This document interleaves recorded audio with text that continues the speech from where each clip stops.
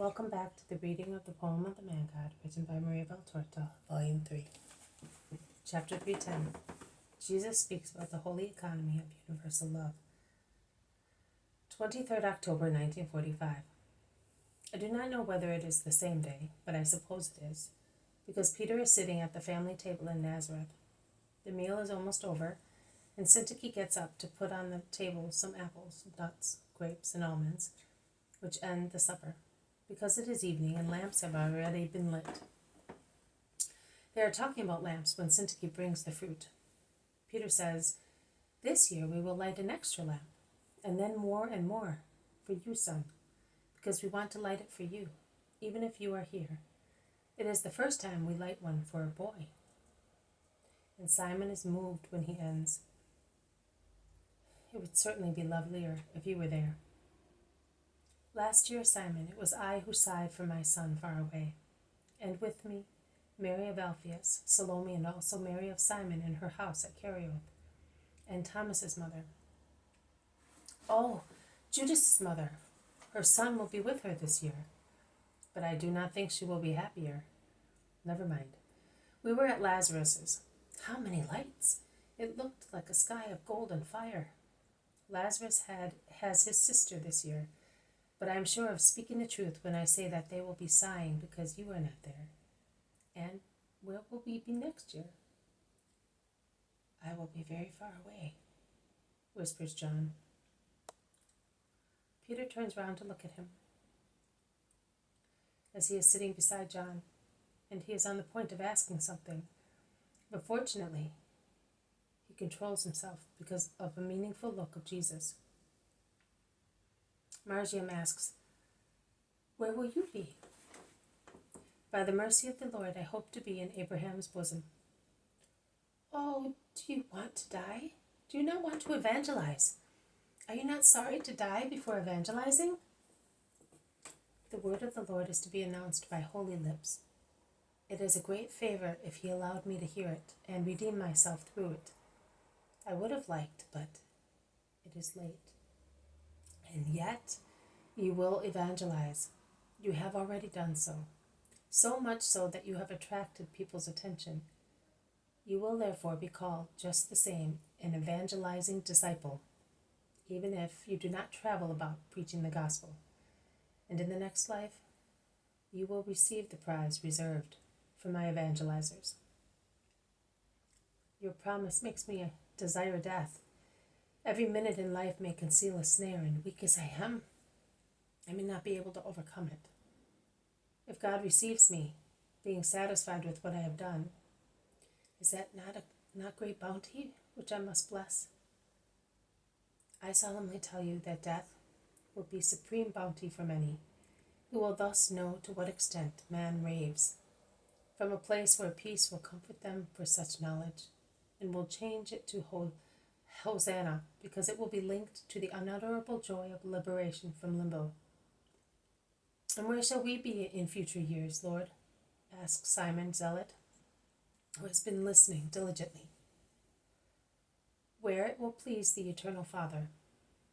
Do you want to engage the remote future, when we are not certain of the moment in which we live, and whether we will be granted to end it? In any case, whatever the place where the future dedications will be celebrated, it will always be a holy one, provided you are there to fulfill the will of God." "Provided we are, and what about you?" asks Peter. "I will always be where my beloved ones are." Mary has never spoken, but her eyes have not ceased for one moment to scan the face of her son. She is roused by Margiam's remark, who says, "Mother, why have you not put the honey cakes on the table? Jesus likes them, and they are good for John's throat. And my father likes them too." "And you too," concludes Peter. "As far as I am concerned, they do not exist. I promised." "That is why I did not put them on the table, my dear," says Mary, caressing him, "because Margiam is between her and Syntyche, on one side of the table, while the 4 men are on the opposite side. No, no, you can bring them. Nay, you must bring them, and I will hand them out to everybody.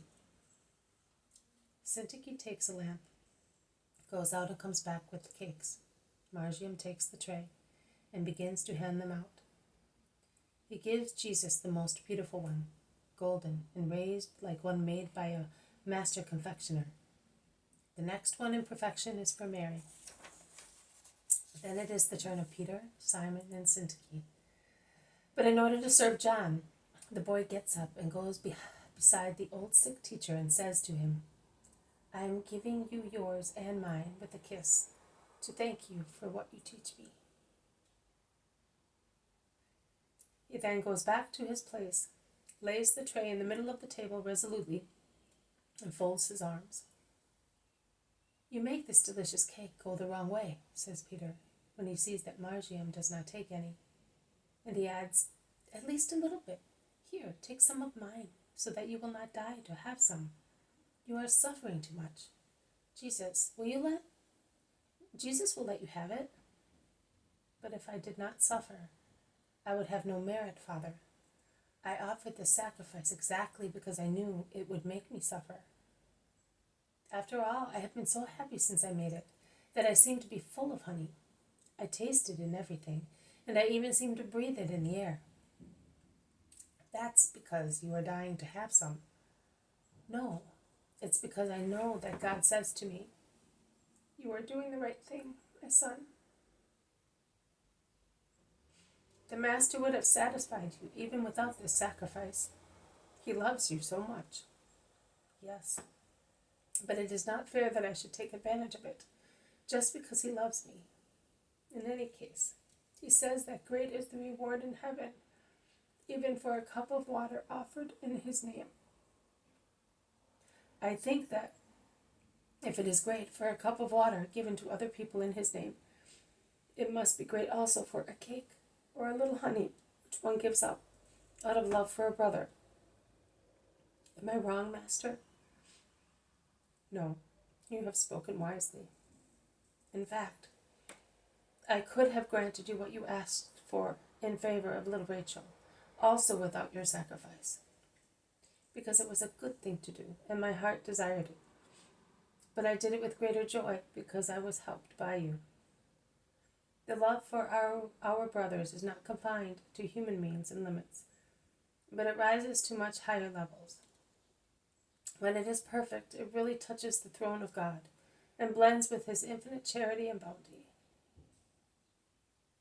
The communion of saints is just this continuous activity, as God works continuously and in every way to assist our brothers both in their material and spiritual needs, or in both, as it is in the case of Margiam, who relieves Rachel of her illness by obtaining her cure, and at the same time he relieves the dejected spirit of old Joanna, and kindles greater and greater trust in the Lord in all the hearts in the family.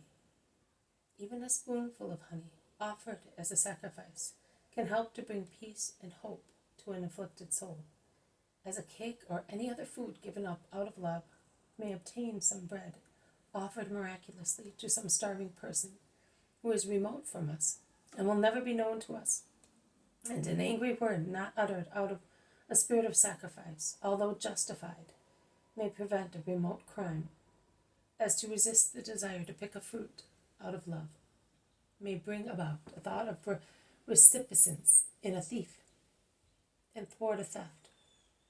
Nothing is lost in the holy economy of universal love. Neither the heroic sacrifice of a boy before a dish of honey cakes, nor the holocaust of a martyr. Nay, I tell you that the holocaust of a martyr often originates from the heroic unbreeding imparted to him since his childhood for the love of God and his neighbor. So it is really a good thing that I should always make sacrifices for the time when we will be persecuted, says Margiam earnestly. Persecuted? Asked Peter. Yes, don't you remember that he said so? You will be persecuted in my name. You told me the first time you came all alone to Bethsaida in summer to evangelize. This boy remembers everything, comments Peter, admiring him.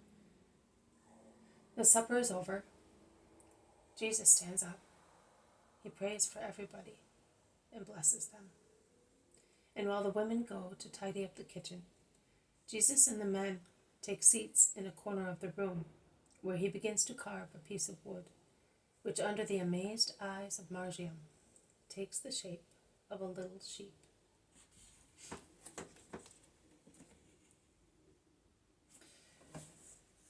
This has been a reading from the poem of the Man God, written by Maria Valtorta, Volume 3, Chapter 310. Jesus speaks about the holy economy of universal love. Thank you for listening. I will see you tomorrow. May God bless you, and may peace be with you.